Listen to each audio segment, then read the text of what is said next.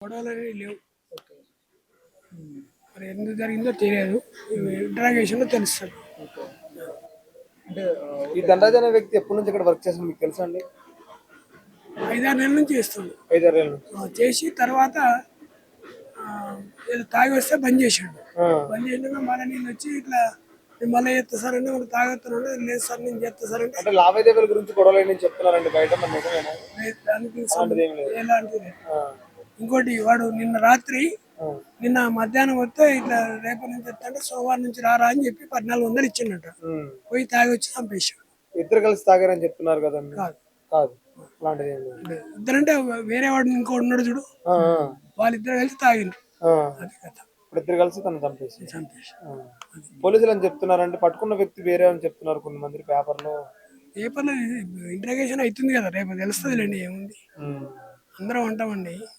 వాస్తవం బయటపడాలి. ఈ రియల్ ఎస్టేట్ వ్యాపారం ఎప్పటి నుంచి చేస్తారండి శ్రీకాంత్ రెడ్డి గారు? చిన్నప్పటి నుంచి చేస్తాం. చిన్నప్పటి నుంచి చేస్తారు. ఎప్పుడు ఇలాంటి క్లాషెస్ రాలే ఎక్కడ కూడా? ఎలాంటిది జరగలేదు. ఎలాంటిది జరగలేదు. అంటే ఆఫీస్ దగ్గరికి ఎవరైనా రావడం అట్లా ఏదైనా కొంచెం ఇష్యూ చేయడానికి రావడం, గట్టిగా మాట్లాడడం? చాలా మంచిగా మాట్లాడతారు. ఆఫీసులో చాలా అడ్మినిస్ట్రేషన్ ఉంటుంది. అదే చూసానండి, ఆఫీస్ కూడా చాలా చక్కగా పెట్టుకోవాలి. చక్కగా ఉంది, ఎలాంటి అది ఉండదు, డిస్టర్బ్ అనేది లేదు. ఇక జరిగింది ఇప్పుడు ఈసారి ఇది, అది కథ. ఊరలకి ఈ ఘటనను మీరు ఎలా చూస్తున్నారు? ఎవరో వాళ్ళ పార్ట్నర్ గిట్ట ప్రమోగ్ చేసిండేమో అని అన్నమానం. ఓకే. పార్ట్నర్స్ ఉన్నారండి దీంట్లో? ఉంటారు కదా, వ్యాపారంలో ఎందరో పార్ట్నర్స్ ఉంటారు కదా. కావాలని ఎవరో చేపించారు, ప్రమోగ్ చేసినట్టు అనిపిస్తుంది నాకు. ఎందుకంటే అభిప్రాయపడుతున్నారు. నేను నా అభిప్రాయం అది. ఓకే. అంటే పార్ట్నర్స్ విభేదాలు ఉన్నట్టు ఎప్పుడైనా మీకు ఇంట్లో మాట్లాడు చెప్పండి. అసలు అంటే రియల్ ఎస్టేట్ ప్రాబ్లం కానీ ఫైనాన్స్ ప్రాబ్లం ఎప్పుడైనా డిస్కషన్ చేశారండి? నాకేం ఫ్యామిలీతో డిస్కషన్ చేయాలి. నాకు ఆ విషయం ఏం చెప్పడు. వాని ప్రొఫెషన్ వాందే.